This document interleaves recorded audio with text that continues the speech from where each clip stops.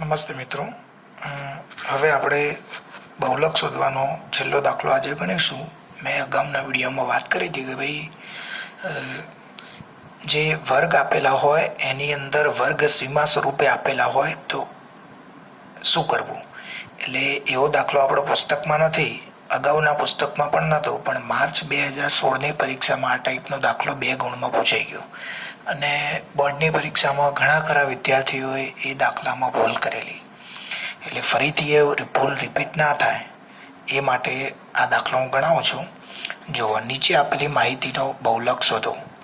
અહીંયા વર્ગ આપી દીધેલા છે. હવે વર્ગ જુઓ, 20 થી 29 છે, પછી 30 થી 39 છે. એટલે એનો મતલબ કે વર્ગ કેવા છે? અસતત છે.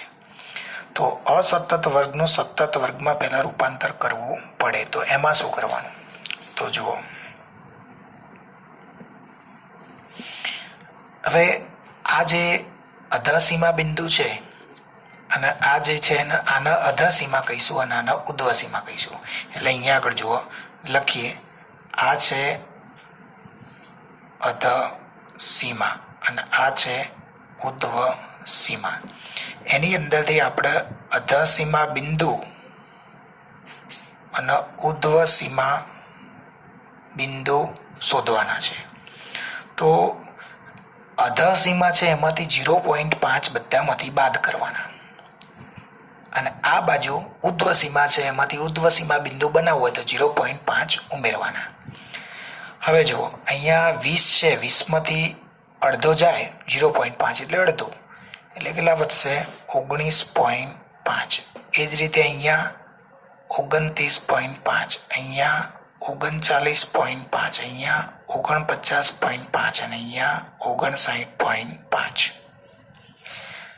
એ જ રીતે અહીંયા આગળ 0.5 ઉમેરવાના એટલે 29.5, 39.5, 49.5, 59.5 અને 69.5. એટલે હવે જુઓ, અહીંયા 29.5, 29.5, 39.5, 39.5. એટલે આ વર્ગો કેવા થઈ ગયા? સતત થઈ ગયા. આપણે ધોરણ 9ની અંદર જે સ્તંભાલેખ જોતા હતા, એ સ્તંભાલેખમાં આ ટાઈપનું આપેલું હોય તો એનું આમાં સીમા બિંદુ સ્વરૂપે રૂપાંતર કરતા હતા. આવૃત્તિ તો એમને એમ જ, તો 15, 20, 50, 30 અને 10. હવે આપણે સૂત્ર લખીએ બહુલક શોધવાનું. Z બરાબર L plus F1 minus F0 ગુણ્યા H ભાગ્યા 2F1 minus F0 minus F2.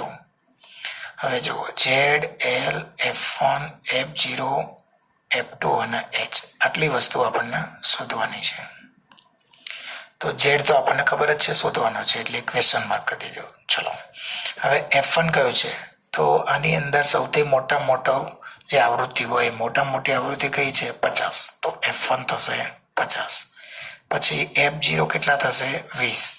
F2 કેટલા થશે? 30.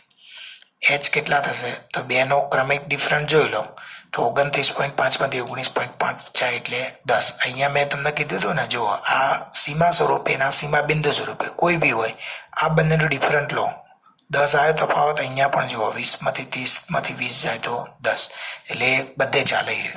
ચલો, L બરાબર L એટલે શું? તો બહુલકીય વર્ગ જેમાં હોય તેનો અધસીમા બિંદુ.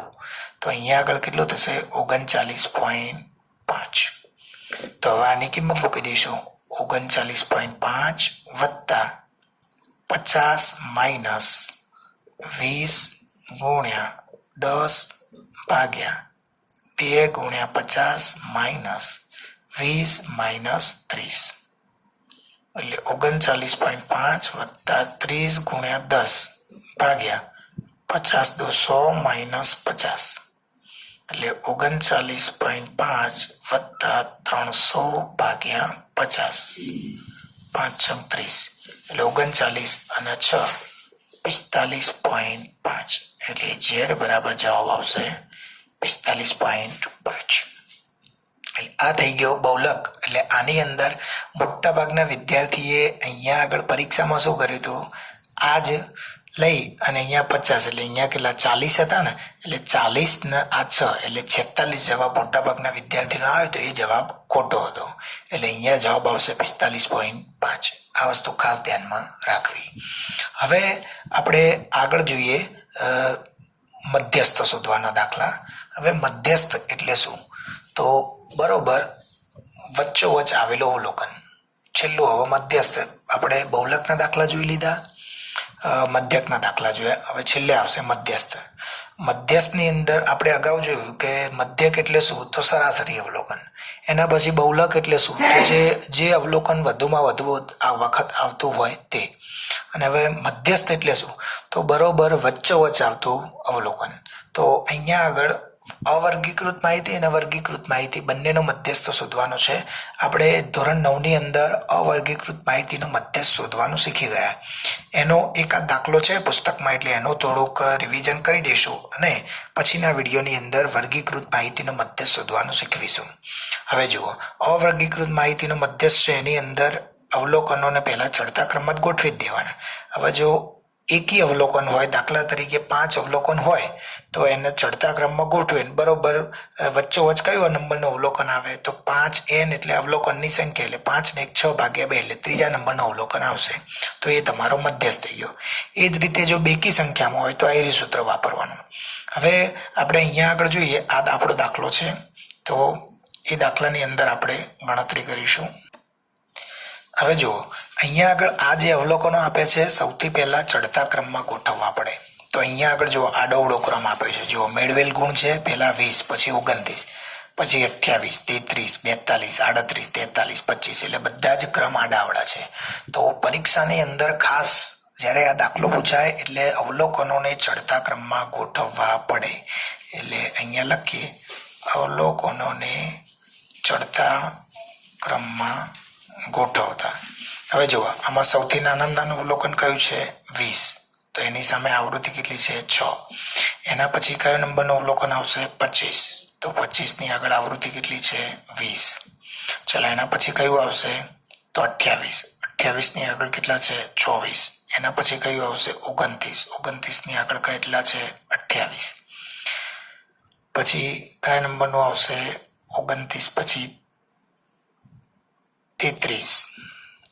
33 ની આગળ કેટલા છે? તો 15. 33 પછી કેટલા આવશે? 38. તો 38 ની આગળ કેટલા છે? 4. એના પછી કેટલા આવશે? 42. તો 42 ની આગળ કેટલા છે? 2. અને એના પછી છેલ્લે શું આવશે? 43. તો 43 ની આગળ કેટલા છે? 1. અવલોકનો છેલ્લે ગણી લેવાના. 3 ને 3 6 ને 2 8. તો 3 ને 3 6 ને 2 8. અહીંયા 20, 25, 28, 29, 30, 20, 25, 28, 29, 30, 38, 42 અને 43. હવે જુઓ, 20 ની આગળ 6, 20, 24, 28, 15, 4, 2 અને 1. તો એ અવલોકનમાં આપણે ચડતા ક્રમમાં ગોઠવી દીધા. હવે અહીંયા આગળ શું કરીશું? તો હવે CF એટલે સંચય આવૃત્તિ શોધીશું. સંચય આવૃત્તિ એટલે શું? ક્યુમ્યુલેટિવ ફ્રીક્વન્સી CF કહીશું. તો એમાં શું કરવાનું? તો સૌથી પહેલા વિદ્યાર્થીઓની સંખ્યા હોય ને એ આપણે ટોટલ મારતા જવાનું 6. પછી અહીંયા આગળ 6 વત્તા 20 એટલે કેટલા થશે? 26. પછી અહીંયા 26 માં 24 ઉમેરો એટલે 50. 50 ની અંદર 28 ઉમેરો એટલે 78. 78 માં 15 ઉમેરો એટલે 83, 10, 93 માં 4 ઉમેરો તો 97. 97 માં 2 ઉમેરો તો 99. 99 માં 1 ઉમેરો એટલે 100. એટલે ક્યુમ્યુલેટિવ ફ્રીક્વન્સી એટલે અગાઉની જે ફ્રીક્વન્સીઓ બધાનો સરવાળો હોય. અહીંયા આગળ તમે જુઓ તો આ 97 કઈ રીતે આવ્યા? તો 1, 2, 3, 4, 5 અને 6. આ 6 નો સરવાળો અહીંયા આગળ 97 આવ્યો. આ 6 તો આનો સરવાળો. પછી 26 કઈ રીતે આવ્યા? તો આ 2 નો સરવાળો. 50 કઈ રીતે આવ્યા? તો 1, 2 અને 3 નો સરવાળો. સમજણ પડી ગઈ? હવે આપણે જોઈએ તો આની અંદર આ અવલોકનોની સંખ્યા જુઓ કઈ છે?